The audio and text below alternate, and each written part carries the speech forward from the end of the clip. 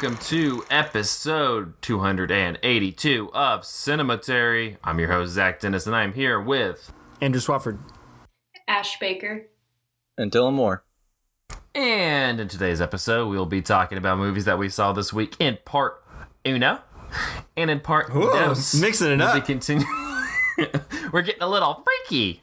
And in part dos, we're going to be continuing our Shah Rukh Khan series with 1995's, oh god, I'm going to fuck this up, Dilwale Dulhania Le Jayenge.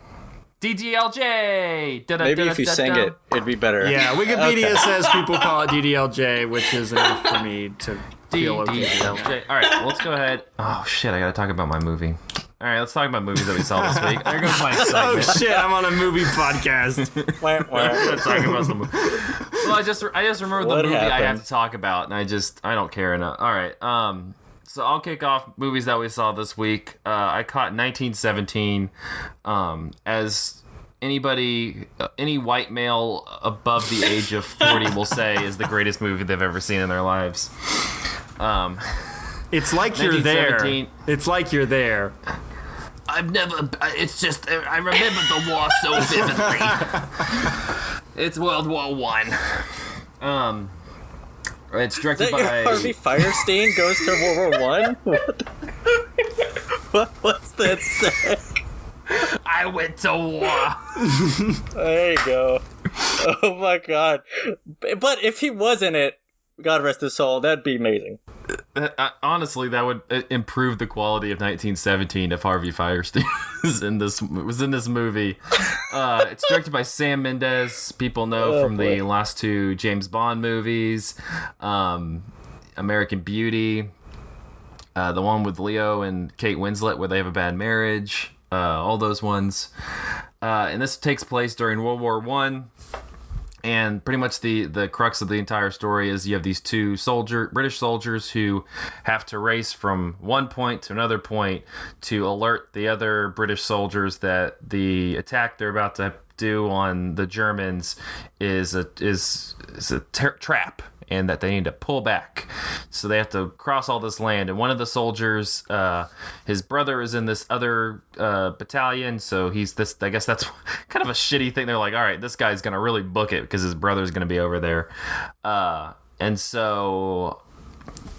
yeah, that's pretty much the gist of the movie. There's a lot of little like cameo kind of roles with just all five British male actors that are working today, like Colin Firth and Mark Strong and Benedict Cumberbatch and Richard Madden. But yeah, I mean that's it's kind of one of those movies where they're like, there's no movie stars. It's all about the experience. And Sam Mendes designed this to feel like it's one long take because. Two, right? 2 long takes. 2 long takes, excuse me, yeah. I mean, you could see the cuts, but anyway, it's not that clever. I think I put dismissively on my letterbox that it's Call of Duty filmmaking, because to me it honestly felt like Sam Mendes played like a Call of Duty, like a campaign on a Call of Duty game, and watched like a cutscene. It was like, yeah, this shit needs to be art house made, because there's really nothing that there's nothing that, like, I don't know, incredible about this. It's just, you have these two guys who are running all over the place. They're kind of bland characters. I mean, the one is just, it kind of wants to be, like, like, I'm questioning the values and morals of war, but really it's kind of like, remember when men were men, and they did their duties, and I don't know. It's kind of something that we've seen over and over and over again, not just, like, World War I movies, but just war movies in general.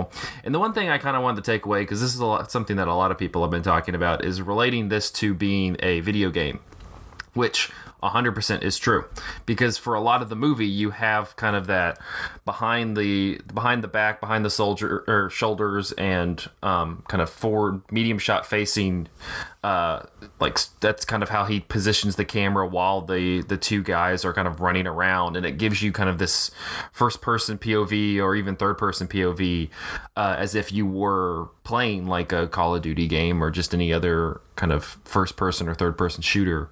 And how would you argue with somebody who tried to claim that was a good thing or like an innovative use of the medium. I bring this up not as like that we shouldn't have this in movies. The issue I had with it being a video game is more that you can like Sam Mendes I don't think has ever played a video game, and I think it's just more of like a misunderstanding of the language of how video games operate and function psychologically with how you're manipulated by what's happening on the screen and how movies work. Like they're similar but also two different things.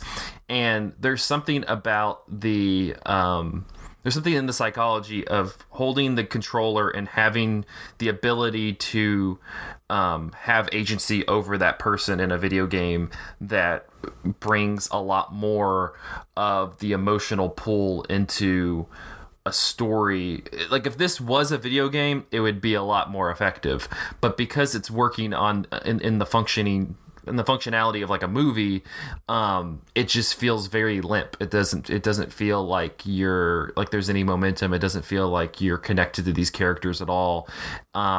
There's something about like the voyeurism of it that feels detached. So when I say that like it's a video game movie and that's bad, it's not because this is something that we shouldn't do with movies. I think that there's instances of other movies. I think something like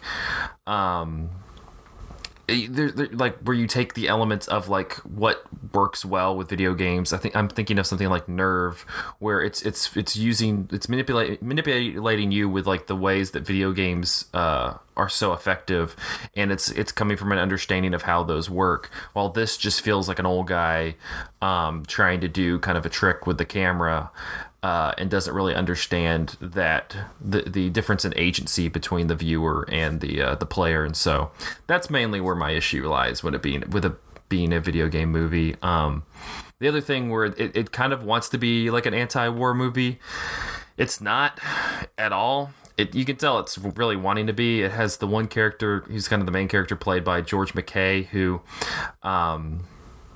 he has a couple scenes where he's like showing distress and kind of reluctance to buy into the whole military bravado. He has like this long sequence where he's talking to the one guy about how he had this medal that he was awarded and he traded it to some French soldier for some wine, and the other guy doesn't understand why he would just flippantly give away his badge, and he's like, it's just a piece of tin, it doesn't mean anything. And it's supposed to be like, ooh, he's getting to a point that just really sticks with us, and it's not. I mean, I watched recently All Quiet on the Western Front from 1940, which remarkably more interesting because it's coming from the German side instead of the British side.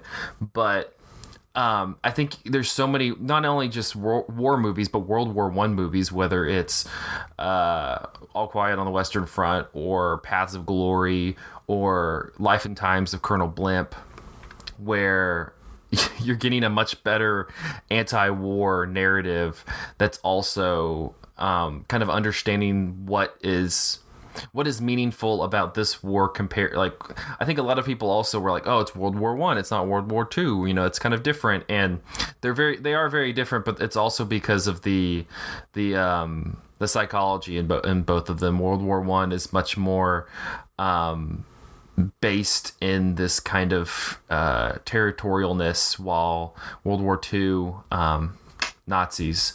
So I don't know. This one really didn't do anything for me. I don't think it's like the worst movie ever. I also don't think it's one of the best movies ever. I'm not.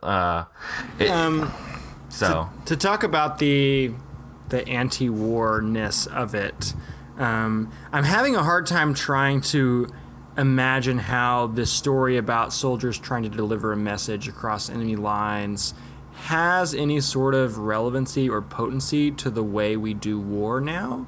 Like, I don't imagine that the fact that we've like escalated shit with Iran in the past week when this movie has come out has really, I can't imagine that is a comparison that makes this movie look thoughtful or perceptive. But am I wrong in assuming that? Well, it kind of goes back to that whole that whole American exceptionalism where, I mean, there's no American in this, it's still, but I think that you kind of can lump America and Britain together in this one, where it's like this was a time when you didn't have any of those like those terrible politics of like why there was the whole thing going on in Iran. It was just these Germans were bad, we're the good guys, we gotta stand up to, it's just kind of this very binary way of war that, and I think it kind of just leans into that. I mean, it doesn't do the Dunkirk thing where you have the German soldiers, you have a couple of instances of the German soldiers, but like Nolan was really all about, it's, we're not going to mention that it's the German soldiers. It's just, soldiers and evil in general, which, so in retrospect, is a little bit naive. But in this one, it very much like kind of has the German soldiers as kind of these blank face evil Germans, and so it really leans into that very binary of like good guys, bad guys. We're the good guys. This is when we didn't have all that foolish technology and and politicking to get in the way of just a good old fashioned war. That's 1917. I mean, I wonder too, though, about its use of one take as like to really encapsulate a time period that is, on one hand, it's more like a roller coaster, like a literal ride than, the other things that we've talked about as like Marvel movies as instances of that. Theme park cinema. Like literally theme park. But in this case, also, it as a one take almost offers this false sense of continuity that makes you feel like you're living a memory. I mean, it's weird to me that this guy, Sam Mendes, has couched this movie as like based on a fragment from his grandfather, right?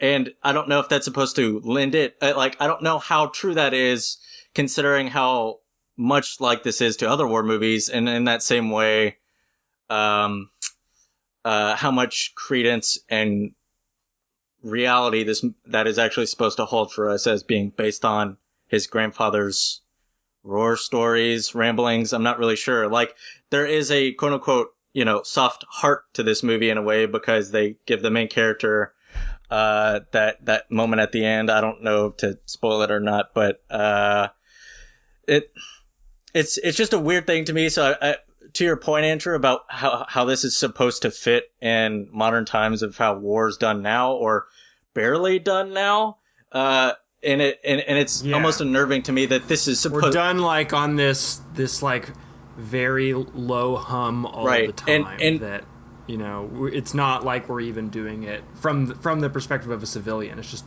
And so in that way, then it's kind of unnerving to me how almost potentially comforting this movie is as this kind of bottle of a memory. The idea that like you have a task that you can go do and then you win and then it's over.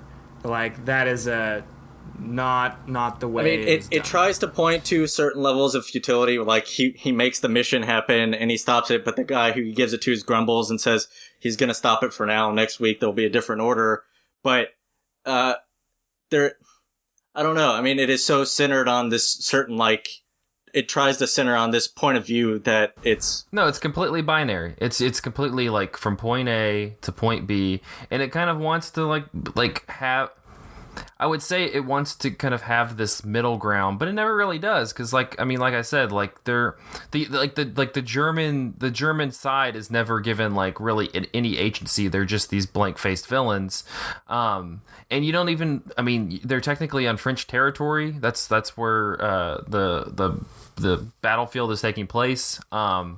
But you don't really, other than this woman and her her child who he runs into who are French. You don't really have any. You don't really have anything with them as well. It's just I don't. It is. It's just kind of this A to B type situation, which is not.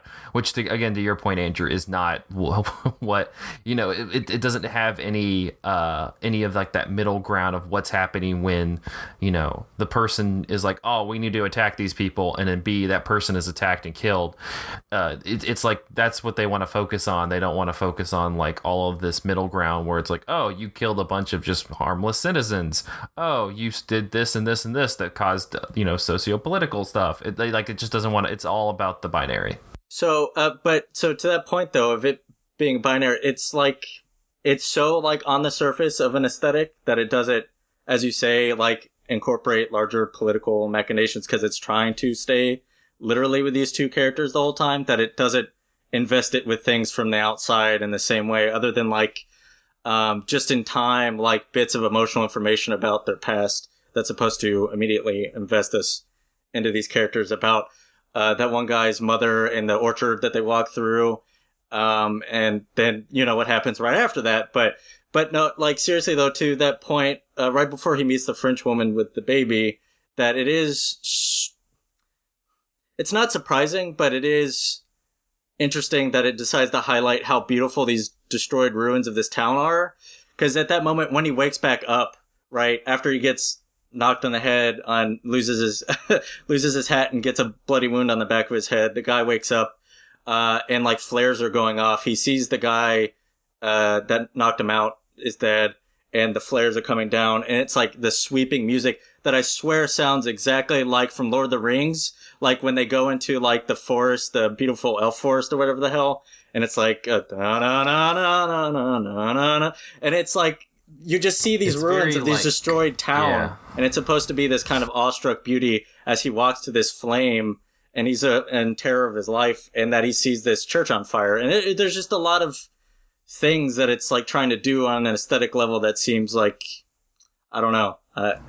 You're making me think of The Thin Red Line. Terrence Malick is a director who is kind of known for fetishizing, glamorizing like every natural landscape he comes across, very floaty, very ethereal. But in the raid scene of Thin Red Line, when you are kind of working your way through the rubble, that's really ugly. It's really not fun to look at. Yeah, and so this one not so much. I mean, and if you do want another World War movie other than World War I movie, other than Paths of Glory, which is probably what I would just generally point people to as a starting point. I would also recommend All Quiet on the Western Front. I think that's a really good representation. Yeah, absolutely. That Peter Weir also directed Battle of Gallipoli, and that's from the Austrian troops that go into Turkey. That's also a front in World War I. That's not really considered that much. And, there's some groany parts to that movie for sure. And again, of how much it, quote unquote, is an anti-war movie. But it's literally also about a guy who's really fast at running, is supposed to get a important piece of stand down information to high command, or to get him to like not lose thousands of lives. So, I mean, that it has such a one-to-one similar story to this, but it has so much more front end to the actual war that it actually is more socio-politically interesting than this one is on its surface. But speaking of war, oh boy, Andrew, what have you been talking to your friends about? When will we have Star Peace? Maybe now. I mean, I got nothing else for 1917. So 1917, it's in theaters now. If you're over the age of 40, you're a white man, go ahead and go see it and fulfill your duty. All right, so we're going to talk about Star Wars: The Rise of Skywalker. I'm not giving the plot synopsis. Andrew, what have you talked to your friends about? Well, now we're on a podcast where multiple people have seen it. You talked about it on your own several weeks ago, but I think it's worth hashing this out because it's a movie that, all of our listeners have probably seen and would probably like to hear us banter back and forth about. So I'll give a plot synopsis because the plot is stupid. The only plot you need is the first two sentences of the opening crawl, which say that Emperor Palpatine is back, which is like a non-starter. No, it says the death speak, which also applies to Matty Diop's film Atlantics. Anyway, I think that was maybe an unintended parallel. But, I see your point. Just saying. Wow. Okay. So Palpatine is back because I guess Rian Johnson killed off J.J. Abrams' Palpatine-like character in The Last Jedi. And so we have to make a whole movie now about Palpatine raising phantom ships from the ocean that all have nukes on them. I like how you describe that. And it's a storyline that doesn't connect in any way to either of the other two movies in this trilogy, the trilogy of trilogies. And I'll say that I'm a little extra bitter about this because I abstained from watching the Disney Star Wars movies when Force Awakens and Last Jedi came out because I wasn't interested, and I didn't want to support like Disney becoming a more monopolistic institution than it already was. But then this one's coming out, and I've heard so many interesting things about the first two that I'm like, man, I kind of want to just watch all of them. So me and Jesse did a marathon. We watched all 9 Star Wars movies. I could tell you my thoughts on those if you want to, but I won't bore you. And this one is just so bad. It's like I walked out of the movie thinking, that was a bad movie. And I gave it 2 stars on Letterboxd. And then as I've talked to people about it, I've realized, is there anything good about this movie? There's not. There's not anything good about this movie. I dropped it down to 1 star. So it's a non-starter because the Palpatine thing is just like such a contrived premise. But along the way, like every move that gets made is the dumbest possible move that could happen plot-wise in this film. My pithy 1-star review on Letterboxd was this is cowardly storytelling. And it's cowardly for 2 reasons, like 2 levels to the cowardliness here. It's not satisfied with just ordinary cowardliness. It's cowardly in that it refuses to live.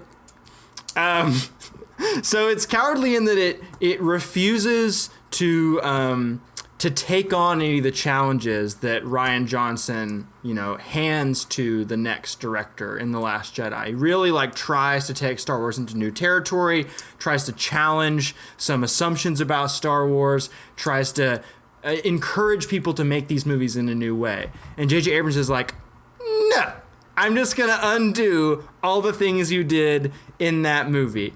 Part where Luke throws the lightsaber over his shoulder because it's not important. We're going to undo that by seeking out a lightsaber and talking about how important it is. Thing where Luke talks about how you have to let the past die. We're going to undo that by Luke showing up and literally saying, I was wrong before. We're going to... the part where Rey finds out that she doesn't have a prestigious origin. She's just a nobody from nowhere, as Kylo Ren says. We're going to undo that by coming up with this contrived explanation of your parents had to pretend you are nobody from nowhere because you're really Palpatine's granddaughter. The stupidest twist. Which, on a side note there, it is a verifiable fact that the Star Wars movies, as a saga, are this kind of large-scale but slightly cartoonish allegory on fascism. The word stormtrooper is a Nazi term. There's so many things in the costume design and the set design that are pulled from the iconography of the Third Reich. And Force Awakens kind of leans into this by having this big fucking Nuremberg rally in the middle of that movie. And this movie, instead of saying, hey, anyone can achieve greatness, the Force can come from anywhere, it's no, the Force is passed on through your goddamn genetics, which is a weird kind of Nazi-ish premise that you're only important in this universe if your dad was important or your grandpa was important, and just It's a bad look. It's a bad look. So it cowardly in a lot of ways because of how it just like restlessly undoes all of the things that Rian Johnson did. But it's also cowardly in that it undoes all the decisions that it makes. Every time there is a significant plot point in this film, that plot point is reversed in the next scene or two or three scenes from then. And I'm going to spoil it. I mean, I've already spoiled some things about it, but I don't care. We're just going to talk about the stupid details of things that happen in this movie. For example, Chewbacca dies, which is a big deal. But... Oh wait! He comes back in the next scene. It was a misunderstanding that we thought Chewbacca died. Man, aren't we glad that it was just a ship full of... Oh my god! I almost had a heart attack, Andrew. Aren't we glad that it was just a ship full of innocent civilians and not Chewbacca? C-3PO gets his memory wiped, essentially erasing his identity and his relationship with his friends. Aww. But you know what? R2-D2's got the flash drive that's going to put his memory back at the end of the movie. R2-D2 with the backup drive. Here's kind of a deep cut. There's a character who gives Poe a like Casablanca-ish get out of jail free card so that he can escape from the Empire. And she says, you know, I've been saving this so that I can live my own life one day, but I'm going to hand it to you because I care about you, and I'm putting your needs before mine right now.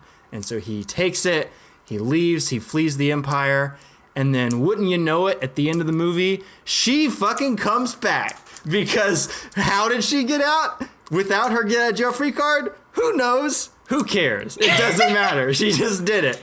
There are lots and lots and lots of other... Oh, I forgot the big thing. I've already mentioned... Is there a gay kiss? There is a stupid gay kiss. Hell yeah. It's stupid? Gay kisses in general, I'll say as a blanket statement, not stupid. The gay kiss in this movie, very stupid. Thank you. Because it's like... It's a scene where all the warriors are coming back from war and everybody's happy to see their loved ones that they thought they might never see again. And there's like a montage of people kissing each other. And we see two nameless women have like a quick peck on the mouth and then on to the next thing, right? Also, like, they've kind of been baiting this idea that Poe and Finn are gay for each other. And like Oscar Isaac has even said in interviews, like, I was playing Poe as gay for Finn. I wanted that to be the character. And then they just decided to not do that in the third movie. But the thing that I was going to say is that I already mentioned that Chewbacca's death gets reversed, which is stupid. But death in this movie in general is just generally reversible. Rey dies, I think, 2 or 3 times and comes back to life. Kylo Ren dies 4 times in this movie. He dies 4 times. Like, literally dies? Yes, and comes back to life. I've gotta see this and this is kind of related to the whole, like, cowardly, like, not taking up the torch of Rian Johnson thing, because one of the whole things about that movie that I thought was really interesting is it makes stakes and death matter in the Star Wars universe. And the best example of this is, I totally forgot about the Rose thing. We'll get to that in a minute. I mean, the more I talk about this movie, the more I realize, oh, that was also stupid, because it's just like stupid all the way down. Like every time you remember a detail of this movie, oh, that was dumb too. Stupid all the way down. A memoir by Ash Baker. Wow. Memoir by J.J. Abrams. So in The Last Jedi, there's this extended sequence where just like a woman who's working for the rebels is bombing the Empire, right? And this is a thing that's like always kind of happening on the margins of these action scenes in Star Wars movies. But it actually kind of feels jarring when you start this sequence, because you're like, why are we following this character?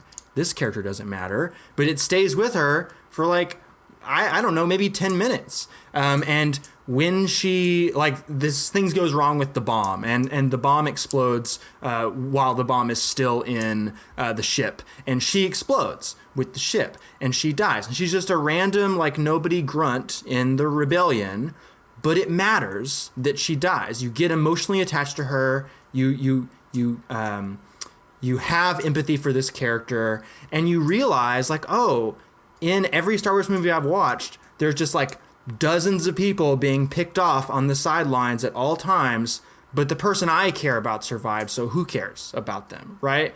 And so this character dies, you care, and then it turns out her sister, Rose, becomes a very central and sympathetic character as well, who, like, has to deal with the trauma of losing her sister and, like, gets the other characters to reckon with the actual stakes of war that they're not thinking about. And there's this whole thing happening with Oscar Isaac's character and, like, how cavalier and dangerous his plans are as well. So in this movie, it's like death doesn't matter at all. We're only gonna care about the main characters' deaths, and that doesn't even matter when they die because we're gonna bring them back too. And you know, the Palpatine has all of his nuke ships, so just to kind of up the ante, even though, you know, that's also, like, this big allegorical thing that should matter that we're not going to acknowledge. And you know, to circle back around to the Rose thing, another way that we're reversing shit is that they just cut Rose out of the movie. There's even a scene where Rose is, like, hanging out with all the rebels, and they're like, hey, we're about to go on a mission. Rose, do you want to come along? She's like, nah, I'm going to be on computer duty. And so she stays back. She's on screen for 1.5 minutes, which is less than her dead sister was on screen in The Last Jedi. And I feel like there was another stupid thing that I wanted to bring up, and I can't remember it because I got so bogged down in all the other Finn stupid and Poe things. don't kiss. They and that's don't. Stupid. Oh, the other stupid thing. Thank you. You mentioned Poe, and you brought me right back there. So there's a great welcome. part, great with big quotation marks around it, where all the characters are they stuck in quicksand, right? And Finn thinks that this is the last time he's going to see Rey again because they're all going to get swallowed up by the quicksand and die. And he says, Rey, I have to tell you something. And she's like, what? And then they all get sucked into quicksand, and he doesn't get to tell her. And then, like, it turns out they were all fine because we can reverse anything in this universe, and they're just, like, in a cave below the quicksand now because who cares? And they ask, like, what did you want to tell us, Finn? And he's like, another time. And this is a like a suspenseful thing that you just, like, you're sitting with for the rest of the movie. What does Finn have to tell Rey? and you know what? He never does. It never comes up again. At no point does anyone ask, hey, Finn, what was the thing you want to tell Rey? Doesn't happen. It's just like, I wonder, like, Disney, did you watch your movie before you put it? Like, did no one catch that? They're like, that's just a dangling thread. Yeah, that bit of business seems like it got bitten down or whatever because they thought they could just, like, there's implications that he loves Rey, right? That's like it's hanging there, that's what the whole eye contact and things of him really caring about her, and so it being cut off because, which I guess is a way for them to just kind of solidify that he's not gay. And instead of having him get with Rey, because Rey has to have her little moment with Kylo Ren, they make up a new love interest for him, and it's like, oh, what is a love interest for Finn going to be like? Well, she's going to be a woman, she's going to be black, she's going to have the exact same backstory as Finn. My god, right. She's just going to be a female clone of Finn, and, like, her character's not going to matter either. She's just there as, like, this hetero token. This movie's stupid. This movie's really stupid. Do Rey and Kylo kiss? They do, and then he dies for the last time, immediately after they kiss. Good. Because we couldn't deal with the consequences of that either. We have to, like, as soon as something monumental happens in the story, we just have to undo it. However, we can manage to do that. So, kill him. Well, I'll see it just to see how crazy it is, and I want to watch them kiss. Whew. Not worth it, Ash. You should torrent it. Okay, well, maybe you should I torrent it. Yeah. Yeah, I definitely don't have Disney Plus, so. I won't be able to watch it when it goes to streaming. A shame. Do you want to talk about a good movie? I will talk about a good movie. I will bring joy to this episode. If you would like to have joy in your life, I can't guarantee it, but I watched a good movie recently, so I feel like it's a little necessary that I tell the embarrassing story of why I watched this movie. And the story is, I spent a few weeks with my parents while I was on break from school for the holidays and just, for kicks. And during that time, I decided to quit smoking. This is where you clap. Thank you. But the result of that was that I was very antsy the whole time that I was at my parents' house. So I found myself like tap dancing like around my parents' house, and I'm not a good dancer. And so my dad, every time he would catch me like moving around, grooving around the house, would be like, "Wow, you should be a tap dancer." Like very mean. And I was like, "You're being very mean, Father." And so he was like, "You should watch this movie called Tap." And I was like, "I'm actually going to." It became actually a huge thing over the course of my staying with my parents. This terrible tap dancing that I would do because of the lack of nicotine running through my body. So I watched this movie called Tap. Honestly, this sounds like a movie. It actually became like it was a through line for the few weeks that I stayed with my parents. Yeah. Something Star Wars didn't have, but okay. Anyway, Nick Castle made this movie, and he has never made a good movie before. I've checked out his, filmography. It's not good. However, I do forgive him because he was one of the writers for Hook, the Robin Williams, Dustin Hoffman movie, which is great. Highlight of childhood. But this movie was actually good. It stars Gregory Hines, who was an incredible dancer, and Suzanne Douglas, who's another incredible dancer. But also in it is Sammy Davis Jr. as quite an old man, and Savion Glover, who is mostly a dancer, but in the film world, you'll know him because he is the Feet of Happy Feet, the Penguin movie. He's the tap dancer who does the tapping for all the little penguins. But he's like... Wait, you're telling me the penguins didn't do that? Oh, I'm sorry, Zach. I thought you knew. Fuck. All right. I'm sorry. Childhood. Spoiler.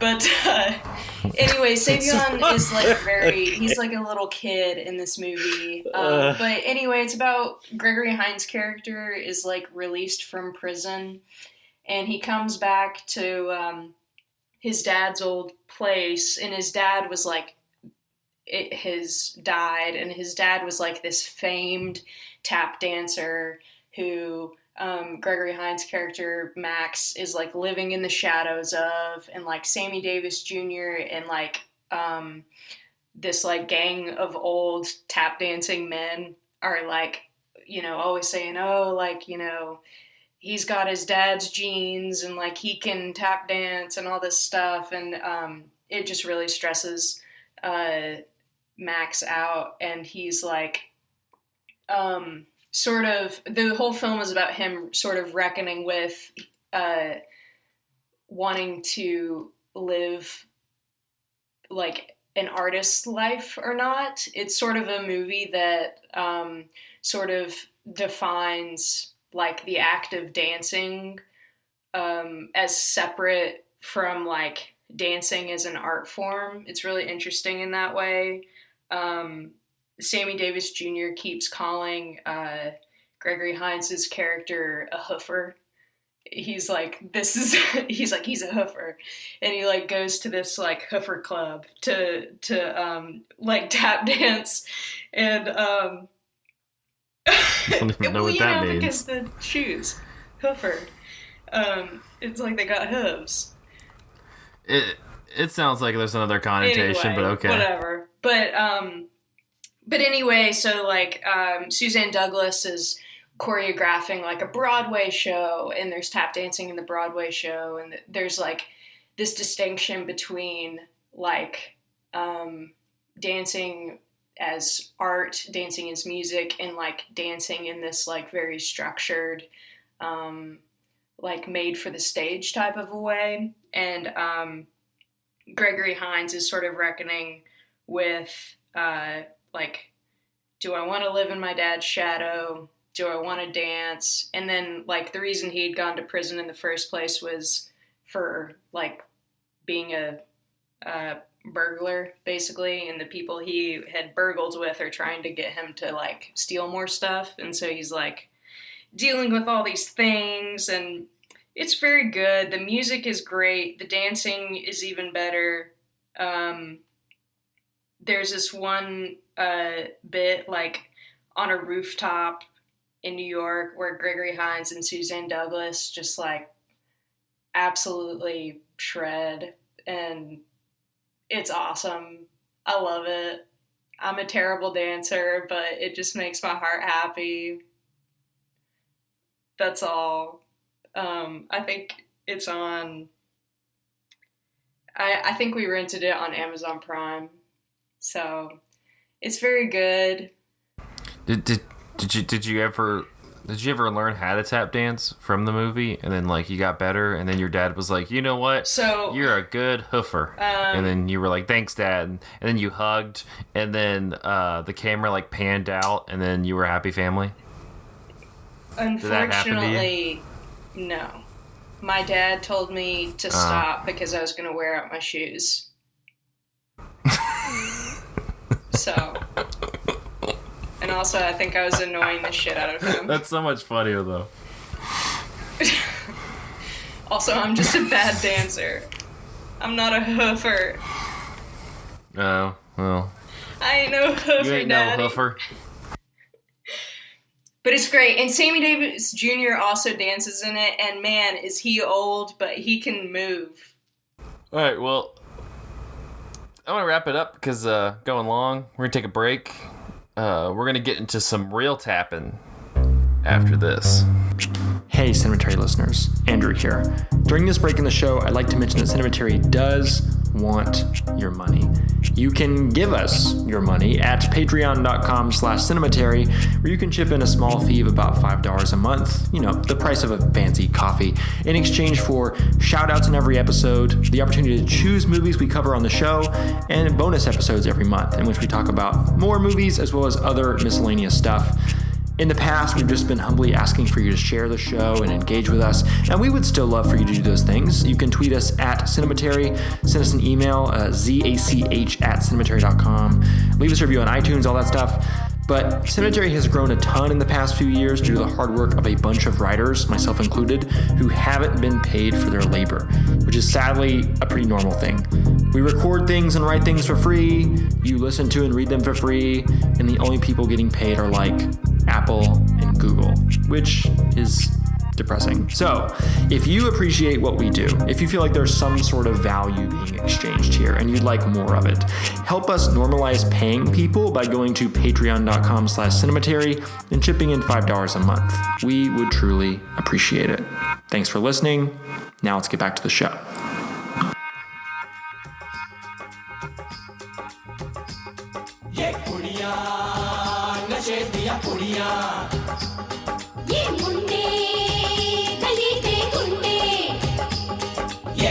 नशे दिया पुड़ियाँ ये मुंडे गली दे गुंडे नशे दिया पुड़ियाँ गली दे गुंडे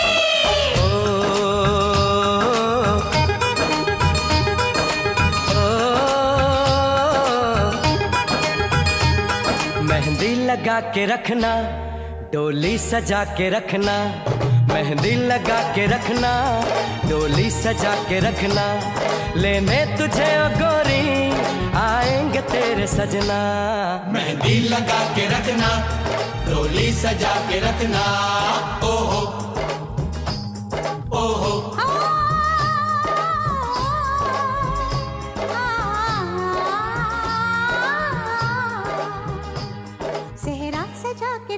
And we are back with part 2 of episode 282 of Cinematary. In this part, we'll be continuing our Shah Rukh Khan series with DDLJ from 1995. On my notes, I put 2019. I was really out of it, I guess, when I made these. Directed by... We should mention that this was not the original pick for this week. No, we swapped some stuff out because we got feedback from a listener. We did, which we appreciate. So thank you for that. Directed by Aditya Chopra. You say RSK? By Chopra, the film stars RSK and Kajol. In the film, we're already using an abbreviation. At least get the abbreviation right. SRK. I'm sorry. It's been a long fucking day. All right. It's 9:15, and I'm doing this fucking podcast after a full day of work, so I miss up a couple letters. Sue me. So the movie takes place in Europe. You will be hearing from lawyers. So Raj and Simran meet on a trip to Europe, but after some initial misadventures, they fall in love, and the battle begins to win over two traditional families as Simran is set to have an arranged marriage.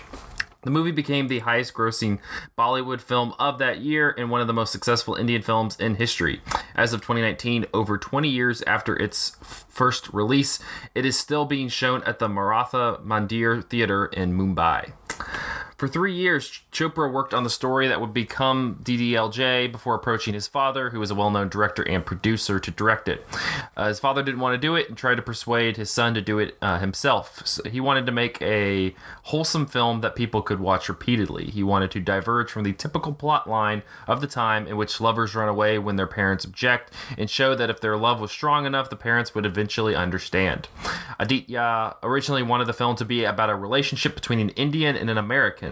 He wanted Tom Cruise for the role of Raj, but was dissuaded by his father, who did not want to use a foreign star. Instead, he approached Shah Rukh Khan to play the role of Raj. SRK was initially not interested because of the romantic nature of the role, having had success playing villainous roles. Aditya and Shah Rukh had 4 meetings over several weeks about the part. He finally persuaded SRK by telling him he could never be a superstar unless he becomes, quote, every woman's dream man and every mother's dream son. Since then, SRK has expressed his gratitude for Chopra for helping to make him a star with this film. The idea of a love marriage was still seen as rebellious in 1990s India, but the finale, where Simran's father finally gives in, provided the perfect family-friendly ending. Quote, it says that it is cool to be Raj and Simran while maintaining our Indianness and culture, SRK said of the film in 2014. The soundtrack became the best-selling Bollywood soundtrack of the year, with 12 million official units sold by HMV, although it is estimated the same number or more copies were pirated, which I like that, fact included as well. More than 1 million of those sales occurred prior to the film's release.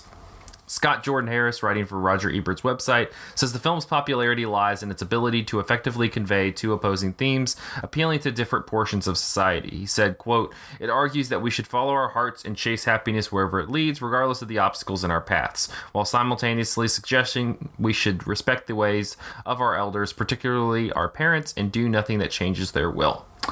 On that note, let's talk a little bit about DDLJ. Nathan and Sydney and I went deep in kind of talking about our experiences with Bollywood films and Indian films in general. So I'm curious, start with one of you all, Dylan, Andrew, or Ash, kind of talking about this film and how it relates to your experience with Bollywood or Indian film at large. So I had the exact same experience as both Nathan and Sydney last week because the first Bollywood film I saw was Fan. Beyond Nathan's recommendation. And now it's very clear to me, and I didn't love that film when I saw it. The length kind of wore on me because I wasn't really ready for just the conventional story structure of a Bollywood film, but also I wasn't able to appreciate the meta nature of that movie and how it's kind of commenting on Shah Rukh Khan's star persona, because to me it was just, he was just any other actor. This is the first time I had seen him. So going back here, like this is obviously where I should have started, right? And after watching this, I'm really excited to watch a couple of other films in this series. Yeah, Dylan or Ash. Okay, it's mine, Dylan. So I think this is my first like traditional Bollywood experience. I had seen, I think, like Mira Nayar. Is it Nayar? Yeah, Nair, I think. I've seen quite a few of her films too. Monsoon Wedding is my favorite and definitely has some connections to what's happening in DDLJ. But, I mean, my understanding is that Bollywood doesn't refer to films from India necessarily. It refers to a very specific type of studio product. Right. And so I think she uses, like, elements of that in some of her movies because I've just read that she like enjoys like the sort of, she likes the sort of mixing of culture, like a Western and Indian culture, and so she like uses some elements of Bollywood in her filmmaking. And so I'd seen a few of her movies before, but I don't think I've ever seen like a fully traditional Bollywood film before this one. So it was definitely different, but good and interesting. To speak to the Bollywood influence in Mira Nair's films and Monsoon Wedding specifically, there is a pretty significant Bollywood song, Chunari Chunari, that gets used in Monsoon Wedding, and I kind of analyzed that song in my review of Monsoon Wedding on Cinematary, which weirdly is like my most clicked on review on the site. Which I'm so proud of. I think it's a good review. But yeah, definitely different things happening here. It's worth mentioning when I was researching the movie that they talked about how, one, this movie is kind of the, like a lot of the tropes and cliches and stuff that people who are, you know, watching similar Bollywood films today, like this is the one that originated a lot of stuff. Like this was the kind of first for a lot of the tropes and stuff in this movie. It also is a movie that's incredibly influential because it's one that songs and dances and such from the movie are pretty, like it wouldn't be weird to see them at like an Indian wedding. Like it's something that's pretty widely, like it's just so in the lexicon of pop culture there that it's become kind of a sensation in that way. I mean, and that too, I mean, you kind of alluded to it, Zach, but what was its original run when it first went? It was like 500 weeks in theaters. Like it stayed almost for 10 years solid before it came back. And that's so long for a movie to be in a movie theater anywhere. So like, if talk about influence and just saturation, no wonder the songs got around so much. Dylan, what's your experience with Bollywood in general? I have a pretty limited, I guess, which is a great part about the series, pretty limited, understanding and viewing of Bollywood movies specifically. I mean, I've watched a good deal of Satyajit Ray movies. I mean, I know we've talked about it on the podcast, but that's kind of its own separate thing too, as an artist thing. And he's on the other side of, you know, the country. And then, we talked about Piazza, right? And that was great. But again, that was like also more of like an artist bent by way of the director. In that case, he starred in it, in Piazza. But for us to talk about SRK like this has been fun. And this was the first of his movies that he starred in that I've seen. I don't know why I decided to watch it last August, but I did. And that was real fun. And then, yeah, I caught up with Ramjane since you guys did it on the podcast last week. But yeah, so I mean, just not that much, to be honest. So this will be fun for me too, to open up a door. Yeah. So about DDLJ specifically, I love this movie. It was fantastic. fantastic. Much more like altogether. Like Ram Janet was I enjoyed that a lot. It got a little. There were some draggy parts within it. It kind of came in really hot and then kind of drug a little bit and then really picked did. up a little after. It's almost 3 hours of movie. So this it's 3 hours movie, completely connected the entire time. It is bonkers. I loved every second of this. SRK, like he's the little misunderstood doofus, at the beginning. He's just being a little He's jerk. a goofball. Yeah. He's a little he's goofball, definitely a goofball. And then he has his little sojourn in Switzerland, and it's a whole other world. No, honestly, like if somebody was like, I would like to try Bollywood, and I don't know, again, this is from my experience of 2 movies, I feel like this is a pretty good candidate to be like, if you want to, if you need like an entry level one, this seems like a good way to come in. Again, might be wrong, but for me, it really like hung together, like it just hung together really well. It had some, not only just like the 2 main performances, I think that I really, and we can talk about it a little bit more in depth, I really enjoyed the like parental parents and their kid relationships, whether it was SRK's character and his father, Pops, or the Pops was the man. Who American audiences might recognize from Silver Linings Playbook and The Big Sick. The actor, he's done a bunch of American movies as well. But I also really enjoyed Simran and her mother's relationship, because there was it could have been something. It could have been something that could have got lost in this very. Like, it's funny that, like, this has become the kind of prototypical, like, it's the movie that started all the cliches, because I feel like if this movie, there was just so much more nuance and emotion between those 2 characters and the scenes that they were sharing and the emotions they were sharing than a lot of movies that would even resemble this. At least to me, I was really moved by a lot of those sequences between the daughter and her mother. Yeah, the scene where the mom pulls her aside or comes into her bedroom and like talks about the sacrifices that she's had to make as a woman, and not really realizing that they were sacrifices or unfair asks of her at the time, but not wanting that for her daughter, but then also kind of going along with it because the daughter seems to be going along with it. It's just this really complex like knot of emotions that both of those characters are dealing with in that scene. So yeah, I completely agree. I tensed up in that scene. I was worried that she was just gonna stay on that one foot, and then it's like, oh yeah, okay, right, no, bad news. Yeah, I do not want this for you, but yet. So because it was a lot of like it did a really great job of like teetering between following tradition and kind of breaking that new path. It really could. I felt like if it was like an American rom-com, it probably would have kind of teetered that line, then just leaned really hard into one of them. And I felt like it allowed itself this real level of nuance to kind of teeter on both sides, but it like informed why you had to kind of follow one path or the other. Like, it never just kind of left you with like this kind of blanket reason why you have to go, go one way or the other way.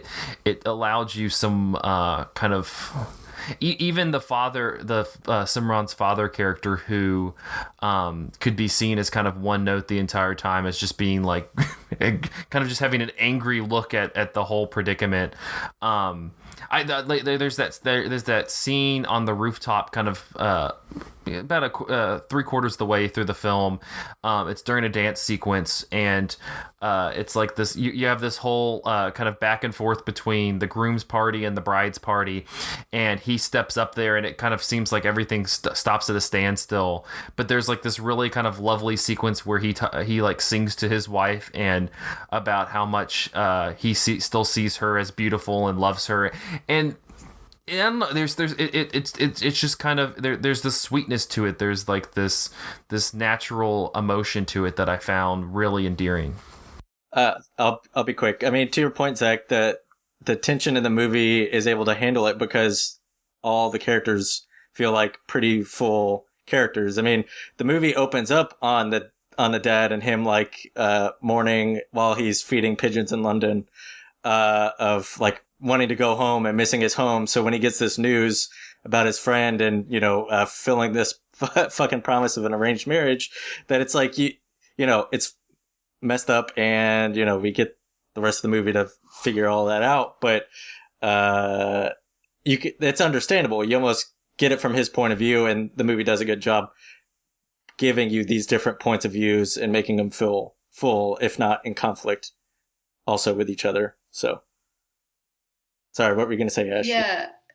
Yeah, I was just going to say, I sort of feel like with the relationships between the father and mother, like in the beginning when she's first asking her mother if she can go to Europe for a month, her mother's like, oh, yeah, that sounds great. Like, you've gone crazy, basically. And she says something like, it doesn't really matter what I say because, like, it's up to your dad anyway. Right.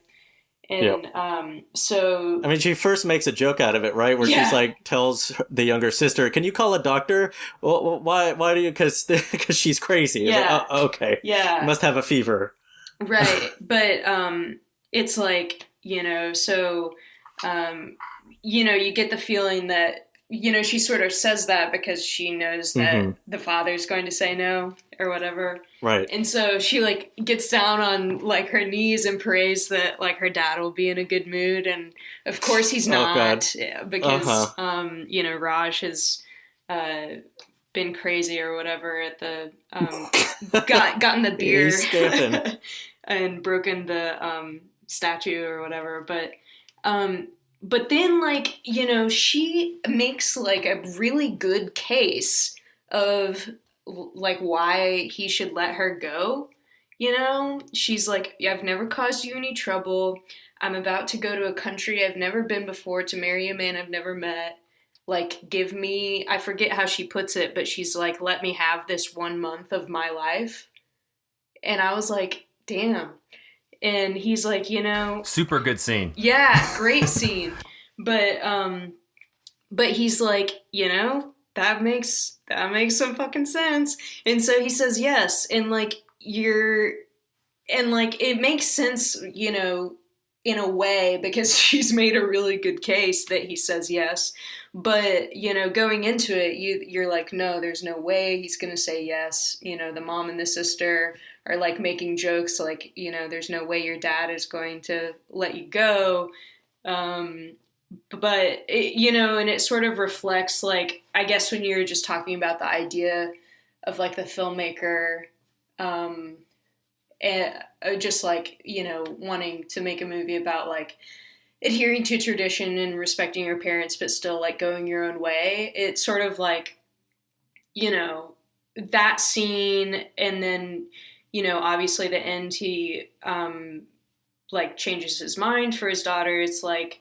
At the very end, like maybe the last 60 seconds of the movie, which was something I was very surprised by. Like the walls between these lovers are so high in this movie. Like not only is she engaged to someone else, but it's an arranged marriage. It's up to her father. It's happening in another country. He shows up. He lies about who he is. And, like, there's just all these barriers that need to be knocked down, and they all get knocked down super slowly until, you get that moment of gratification at the And he's that asshole end. From the beginning. Yep. And he's an asshole. Like, I forgot to mention that. And a thing that we should probably talk about is, like, how much do his, problematic choices in the first half of the movie kind of color your feelings about the relationship. Because, like... He makes a joke where he implies that he took advantage of her when she was blacked out. And he's like, just kidding. Yeah. How do we feel about some of that stuff? For the longest time, I was like, I really can't. The whole, like, arranged marriage thing is, like, would be frightening to anyone in that scenario, I think. Like, I've never met this person. I've never been to this country. You know, here's this man. We're trapped in this place, whatever. But he's a shithead, you know? Yeah. And the father knows he's a shithead, too, because he, like, stole from the father's store at the beginning. So, like, yet another level to this. Raj is a complete dummy and annoying as hell, kind of an asshole. And then we go to India, and I was thinking, oh, well, the arranged marriage guy is going to be, like, this, like, old, unattractive guy. But he was, like, kind of hot. I was like, damn, like, fuck Raj, honestly. He's like, oh, I couldn't be here to greet my fiance because I'm out hunting. Yeah. I had to be out at the hunt. Yeah, I was like, damn, like, mom and dad, where's my fucking arranged marriage? Like, you know, but yeah, I was kind of like, you know, we returned from the intermission and I was kind of, I had a hard time investing in Raj and that damn fedora. Wait, is there an intermission in this movie? In the version I watched, there was an intermission. I did not have an intermission. Where was your intermission? It was, I believe, like, just before, I think the last thing that happens before the intermission is Raj is like, I'll be there. He like, sees the cowbell, and he's like, I'm going to India. Oh, man. So that's actually perfect. And I wish I had seen the movie with that break, too, because one of the things that I still kind of struggled with, I mentioned struggling with the length and fan. This is that long, which is just a convention of the studio, the genre, whatever you want to call it, the regional cinema, I guess you should say, the national cinema. But not only is it long, but it kind of feels like two movies, right? There's the movie about them getting over their differences and falling in love in Europe, and then there's the movie about having to convince the parents and sneak around. And structurally, it felt kind of at odds with itself, but knowing that there's an intermission and you kind of are watching like part one and part two makes perfect sense. Yeah, it felt a lot better. Like, once I saw, like, oh, intermission, I was like, oh, okay. But can we talk about the cowbell? What would you like to say about the cowbell? Just briefly. Because we need more of it? Yeah. I was just going to say, why? I mean, that is the thing that makes her miss the train, you know, in Europe and gets her stuck with Raj. Like, why the fuck does she need that cowbell so bad? She runs in last minute. The train is about to leave. And she's like, give me this cowbell. It's a contrivance, but Raj also exacerbates the level because he's over here fucking around like, I want this knife. No, that knife's good. And this knife is good. So he's being an asshole, you know, saying, it's like, no, I was here first. You wait to pay for your cowbell after. And she could have gotten on the train back, but he keeps her up and then they both get stuck. And, you know, maybe you could say whether or not he did that on purpose is also a thing to ask, but. Well, I think he probably did it on purpose, but just like the fact remains that he was in there, you know, messing around with knives or whatever. And she's like sprints in on a mission and snatches that cowbell. I don't know. Can I just say, like, we talked a little bit about, like, how do we feel about the way Raj acts in the first half of the movie, and I feel like a lot of that is connected to one big theme that the movie is dealing with, and that is you have the two main characters who are Indian, but grew up and, you know, came of age in London, in England, and then the second half of the movie takes place, you know, in India, and you kind of have this this kind of separation between the people who stayed in India and lived there, and Simran's family, who, you know, moved to London, kind of found a business and a life there, but there's a couple comments made related to them being kind of foreign in their attitude just because they did go to London and live there for so long. And I feel like that also kind of is maybe somewhat of the comment being made about Raj's character, because I mean in the first half he's kind of a little shit the entire time, but he's somebody who grew up in London, but at the same time so you think the movie is saying he's too westernized? No, he feels super I just entitled. think that maybe that's kind of the comment being made. Because then you have the person who she's supposed to marry who is Indian, is from India, and gonna say he's not a real great guy. He's also. definitely chauvinist. There's a lot of instances where he's not a great person also, but I think also what the movie is kind of saying just from the overall arc is that even though Raj has is more westernized than the rest of the men, or at least the other man who kind of is in front of her, it seems like more his like what while he has that kind of Western influence, he also is encapsulating inside a lot of the Indian values that they are they find valuable, and that's kind of what the value that they find in him by the end of the movie is that he has that more inside, rather even though he has a more Western kind of exterior or attitude toward things, while the more traditional the guy who grew up in India does not necessarily exude a lot of those values and a lot of that internal stuff that seems to be what the driving force for the decision that's eventually made by the end of the movie. Also, speaking to the Western nature of Raj, I think it's worth pointing out the first. I don't know if it's the first musical number in the movie or the first musical number that she gets, but she's talking about seeing a man in her dreams. It's the first one she gets. Yeah. It's the first one. Okay, and she's singing about someone, like an abstract person, but it's being presented to us as SRK, and the things that we're seeing him do are like kind of stereotypical Western things. Like the first thing we see him do is playing he's rugby, dope as hell at rugby, and then we see him like driving a motorcycle, and et cetera, and he is a super Westernized person. Like the first thing we see him actually do, and we're actually looking at Raj the character, is he gets into this like really pimped out white car with like the doors that pop up the top. It's a sweet car.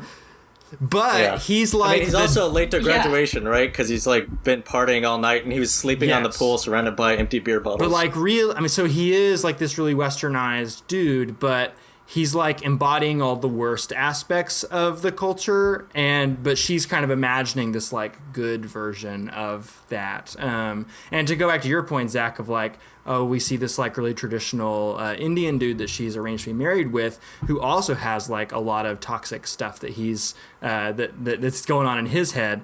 I mean, maybe it's suggesting that it's not as simple as a binary as like, Indian husband good, Western husband bad, or vice versa. It's more about like how they kind of express their masculinity or their relationship or whatever. And that's kind of interesting because also while researching the movie, one article I came across was talking about how this movie comes out in 95. It comes at a point where India's a lot of its cultural products are being exported to an international market on a scale that it had not seen before. I mean, I think that's kind of why something like Tom Cruise being considered for the role of, the lead role of Raj, it kind of comes up just because they're trying for the first time ever to kind of reach that international audience. And so to me, with that kind of backstory information, that kind of makes the story even richer, just because I think it could have been a very blanket like Western bad, India good, kind of story to kind of instill that in the pop culture lexicon. But this one is much more like we've been talking about. It's much more nuanced with what it's saying about that. There's qualities of the West that are appealing, while there's there's good on both sides and there's bad on both sides. It's not, as you said, a binary thing. Mm-hmm. Now, I brought up the first musical dance sequence, and I feel like it is a shame that we have not mentioned the musical sequences up until this point, because I mean, the first one is with the dad, but the one that I said was first is the first one with her. That's the first time The first one, there's dancing, right? Or I guess there's dancing with the dad ones too, but it's like a chorus of people kind of like running through a field with these flowing garments, right? Yeah. But I love the music in this movie. I love the dancing. I've been like re-listening to the songs on YouTube because all of the scenes are like they've been taken out and uploaded to YouTube, just like on my commute to and from work in the days since I've watched this movie, because they're just so good. Like they're really catchy. There's something that kind of makes all of them musically distinct and also kind of cinematically distinct when you're watching it. Like there's kind of different styles of dancing happening in every one of these numbers. And I also just like love the vocal performances that both of them give. But it's especially her. And I wonder if this is like a convention of like Hindi music. But I when I hear like female Hindi vocalists, they're like doing something like kind of that I don't really have language for with their voice, where it's really like high. It's like unnaturally, it's unnaturally high. They kind of jump around the octave every now and then, and it's like they're kind of slurring their words together in a way that the guys aren't. Right? They're kind of like riding a note and kind of like sliding up and down between them, and it's just really beautiful and also really impressive of like how you can sustain that, and again, like just as songs, I think they're really like quality, like catchy songs that I want to keep coming back to. Like I keep my favorite one, I think, is the scene at the piano bar, which has some awesome choreography too. I love the dancing in that scene. I couldn't handle the trumpets and trombones constantly interjecting from the my god, yes. frame. Like that poor Simran, like she was just actually wanting to get out, but nope, get trapped by the trumpets. Just like jumping into the frame with her. Trapped by the trumpets, can't get out. I love the I think my favorite song is the one when she gets drunk. Yes, okay, that's one of my other favorites. Absolutely. Love that song and all the weird stuff that happens in that scene, in that sequence. Like there's the scene the part gosh, there's so much weird stuff that happens in that. She's like, first of all, before she gets drunk, they have a fire in a stranger's barn and there's hay all over the ground. That's very dangerous. Good idea. Bad idea.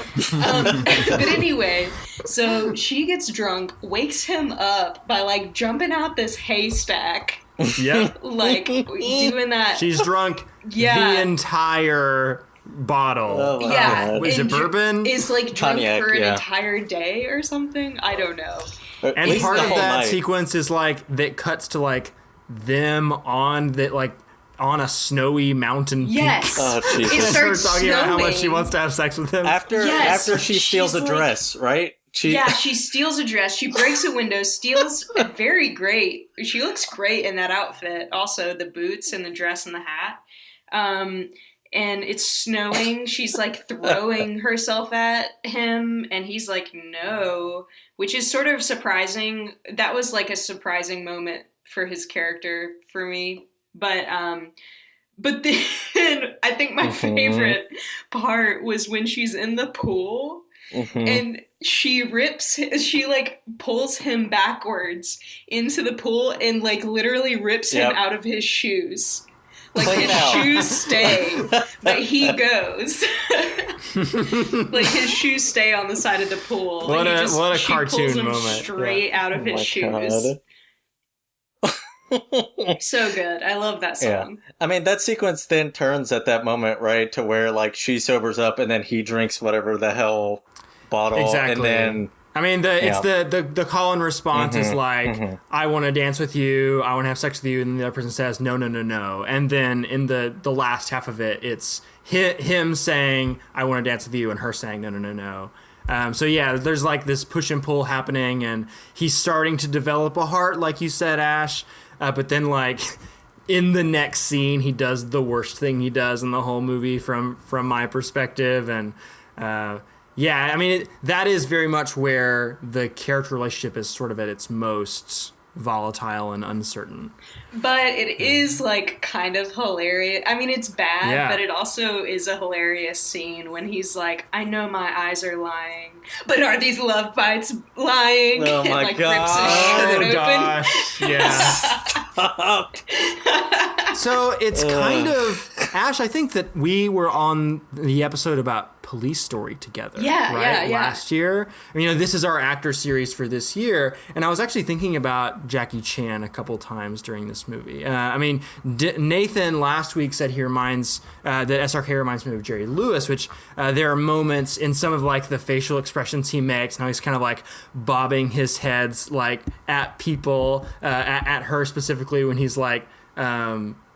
Singing flirtatiously to her, that kind of reminds me of Jerry Lewis. But some of like the over the topness of the physical performance reminds me of Jackie Chan, and how the piano scene is the Jackie Chan scene. There's some kind of like stunt work that's happening where extras are like carrying him over her, and he's like sliding around and under people. But also in Police Story, like one of the things that's kind of troubling about that movie, and it's a movie I love a lot, is like he's really over the top in the way that he handles women too. Yeah. And like if I have a misgiving about that movie, it's that. And I was reminded of that watching DDLJ and like how larger than life SRK's performance is in that respect too, on top of all the other things. I mean, and in terms of influences too, what was he quote unquote saves the groomsman to be, where he like hangs him by the foot. Oh my he gosh! Wait, so remind me of this. I'm forgetting. He's like roaring when he first gets there, and he's like trying to save the guy's life. Because he's like putting him under threat, and he does this roar stuff. So that moment is both, it plays the good, bad, and the ugly theme, but then he just fucking does a Bugs Bunny. He turns to the camera and kind of like raises his eyebrow, and then he shoots it. Yep. Oh my God. So if we want to talk about meta-ness in this movie, there's that. Going for it. Oh, also a meta thing that I noticed is like after the piano bar scene, this is a ridiculous sequence that happens. She on the spot asks him to play the piano, which you think is going to be like, oh, he's going to get it now because he doesn't actually know how to play the piano. He was just lying. Turns out he does know how to play the piano, which is like... Yeah. That's already like I'm suspending my disbelief. But then he steps into the center of the stage, and there's just like dozens of dancers who are like have choreographed this thing with him, which like obviously cannot happen. And so I'm thinking, oh, this is a movie musical. This is an exaggerated moment. This is not necessarily happening in reality. And then the morning after, one of her friends is like humming the song. Singing the song. Which reminded me of Sydney saying, like, in some SRK movies, they will reference other SRK movies. Like, I think that is also kind of a meta moment, like winking and showing the audience, like, we know this is fake. We know this is a movie. We're going to drop this. Yeah, that was a weird sort of... Yeah, I like that a lot. I had a weird time trying to figure out, like, what was happening. Yeah, do they actually go to the peak of the mountain to dance and sing about wanting to have sex? Like, what was really happening and what was imagined, and, I mean, I was down for it. It was all enjoyable, but I was sort of like, is this actually, can all of the characters see this? Or, I don't know. Any final thoughts on DDLJ? I don't know. It's a big recommend for me. It's on Amazon Prime, and I would recommend going and checking it out. Definitely really good first traditional Bollywood experience. Yeah, we should have started with this one probably, but it wasn't initially in our slate, so we kind of squeezed it in where we could. But yeah, I agree. This is an awesome starting point. It's a great movie, great music. I will continue listening to the songs on YouTube. I just want to reiterate something I think that Sydney said in the other episode, to where, since we started with Ram Jaane last week, it was like starting with more of a villain role, right? But like, I think that's canny that they were able to pull that into this kind of romance thing where it becomes a push and pull thing. And that's, SRK brings that kind of, in this case, it becomes more of a quote unquote goofball, tongue in cheek. He's just kind of being a temporary callous asshole. But because of that, it lends part of the movie's tension. And that you brought up, Zach, and that we brought up of its, broader cultural tensions that, they're saying that this dude embodies. So I don't know. That's, these are a good, pairing, I guess, is what I'm getting at. That was interesting to see him close, because they're very different characters, but yet he's kind of, his persona allows him to do both. So. Yeah, no, I agree. I think it's kind of interesting that he does have he kind of has that, kind of suave jerk charm that he has at like the beginning of Ram Jaane, where he's bouncing around as this villainous crook, and is just chattering and kind of has this swashbuckling quality to him, even though he's like killing and beating up all of these other mobsters. He kind of like infuses that energy into Raj for the first half of that of DDLJ. He still kind of has like that energy and that charm, but utilizes it for kind of different means. I think that's interesting. Well, cool. Well, I believe this will wrap up this episode of Cinematary. You can find us on Facebook at facebook.com/Cinematary, on Twitter at handle @Cinematary, on Instagram at Instagram.com/Cinematary, and on Patreon, or on Letterboxd, letterboxd.com/Cinematary. Check out the movies we talked about in this episode. Also on Patreon, patreon.com/Cinematary. We're going to have a new Film Theory chill coming out soon, and hopefully some other goodies for our patrons. So a big thank you to Cam, Chad Newsom, Christina Daughtry, Cindy Roberts, Graham Jones, Harry Eskin, Maggie, Matthew Lingo, Ron Hayes, Tyler Chandler, and Whitney Real Ross. Thank you so much for your patronage. Next week, we will be continuing our SRK series with Kaphi Han Kaphi Na. As you can check out what we got coming up for the rest of the series as well on cinematary.com. Head over there. We have reviews of Cats. We have reviews of Little Women. If you would like a more written version of our top 10 of 2019 list, we have that as well. So head over to cinematary.com. Including individual ballots of everybody who contributed. Yeah, that's I've already had people, telling me that they disagreed, not with my ballot, but with people's ballots on it. And I'm like, oh man, do you want to spill like who got called out? Did somebody whoever had Beach Bum? I was told by a friend here in Savannah that Beach Bum was one of the worst movies he's ever seen, and I was like, I didn't put that on my list, but I will pass that information along. So so check it out on cinematary.com. But thank you guys for listening. We'll see you next week.